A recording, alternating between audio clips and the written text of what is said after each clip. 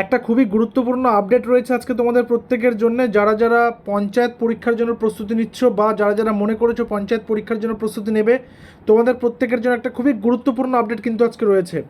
সেটা কি তোমরা প্রত্যেকে জানো যে রিসেন্টলি রেজিস্ট্রেশন আবার কিন্তু শুরু হয়েছে পুনরায়, অর্থাৎ আগে যাদের রেজিস্ট্রেশন করা ছিল তাদের রেজিস্ট্রেশনের আর কোনো প্রয়োজন নেই, তোমাদের সেইখানে রেজিস্ট্রেশন করা থাকলেই হবে।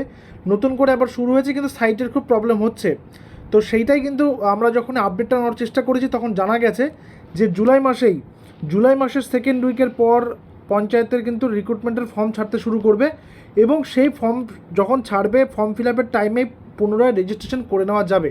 প্রথম কথা হচ্ছে যারা যারা রেজিস্ট্রেশন করতে পারোনি তারা চেষ্টা করতে থাকো, রেজিস্ট্রেশনে যদি হয়ে গেল তো ভালো, আর না হলেও অসুবিধা নেই। জুলাই মাসের দ্বিতীয় সপ্তাহের পর পঞ্চায়েতের ফর্ম ফিল আপ শুরু হতে চলেছে, সেই সময় পুনরায় রেজিস্ট্রেশন করতে পারবে। যদি কারো রেজিস্ট্রেশন করতে অসুবিধা হয় তো করতে পারবে। সিলেবাস পরিবর্তন হবে কিনা, না সিলেবাস কিন্তু পরিবর্তন হচ্ছে না, আপাতত সিলেবাস পরিবর্তনের কোনো রকম আপডেট কিন্তু পাইনি। সিলেবাস যেটা ছিল সেটাই থাকছে, সিলেবাসের কিন্তু কোনো রকম পরিবর্তন হচ্ছে না। আচ্ছা, একজন প্রার্থী কতগুলি পোস্টে অ্যাপ্লাই করতে পারবে? একজন প্রার্থী একাধিক পোস্টে অ্যাপ্লাই করতে পারবে যদি সেরকম যোগ্যতা মান থাকে, টেকনিক্যাল নন টেকনিক্যাল সেই মিলিয়ে তারা কিন্তু একাধিক পোস্টে অ্যাপ্লাই করতে পারবে। এবং যেটা কথা হয়ে আছে সেটা হচ্ছে ডিস্ট্রিক্ট লেভেল সিলেকশন টেস্ট হতে পারে, কিন্তু এইটাই নোটিফিকেশন হয়তো এখানে কিছু চমক দেখতে পারো তোমরা।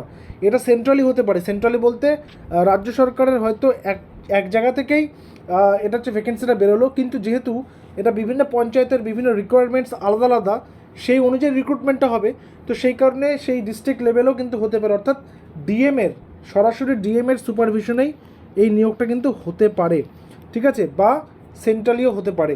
তো এই ব্যাপারটা নিয়ে কিন্তু আপডেটটা পরিষ্কারভাবে পাওয়া যায়নি। অর্থাৎ যেই বিষয়গুলো আজকে তোমাদেরকে শেয়ার করছে সেটা হচ্ছে যারা রেজিস্ট্রেশন করে নিয়েছো তারা তো হয়ে গেছে, যারা রেজিস্ট্রেশন করতে পারোনি তারা ফর্ম ফিল আপের টাইমেই রেজিস্ট্রেশন করতে পারবে। দ্বিতীয় কথা, সিলেবাস পরিবর্তন হচ্ছে না, সিলেবাস যেটা ছিল সেটাই।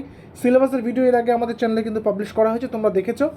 এবং একজন প্রার্থী কিন্তু একাধিক পোস্টে অ্যাপ্লাই করতে পারবে, ঠিক আছে। তো এইটাই হচ্ছে আজকে সবথেকে বড় আপডেট রয়েছে। যারা যারা প্রস্তুতি নিচ্ছ তারা চুটিয়ে প্রস্তুতি নিতে থাকো।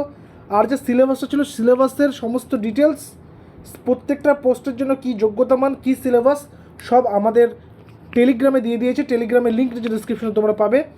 এই ভিডিওর নিচে যে ডেসক্রিপশন তোমরা দেখতে পাচ্ছ সেখানে টেলিগ্রামের লিঙ্ক দিয়েছি, অথবা তোমরা এটার কমেন্ট সেকশনেও টেলিগ্রামের লিঙ্ক পাবে, তোমরা সেখানে জয়েন করে গিয়ে সেখান থেকে সিলেবাসটা কিন্তু নিয়ে নিও। প্রত্যেকে ভালো করে প্রস্তুতি নাও। পশ্চিমবঙ্গ সরকার যে নতুন সরকার গঠন হয়েছে তার প্রথম কিন্তু তারা পঞ্চায়েত নিয়োগের ফর্ম দিয়েই কিন্তু তারা নিজেদের নিয়োগ যাত্রা শুরু করতে চলেছে, ঠিক আছে, রিক্রুটমেন্ট যাত্রা শুরু করতে চলেছে। তো প্রত্যেকে অল দ্য বেস্ট, প্রত্যেকে নিজের নিজের মতো করে প্রস্তুতি নাও এবং টার্গেট করে নাও যে কোন কোন পোস্টের জন্য অ্যাপ্লাই করবে। কিছু কিছু পোস্টে যেরকম বাংলা, ইংরেজি, অঙ্ক এবং জিকে এই চারটা কমন রয়েছে, তো এই চারটা ভালো করে করে নিলে কিন্তু অনেকগুলো পোস্টের জন্য তোমার সিলেবাসটা কভার হয়ে যাবে।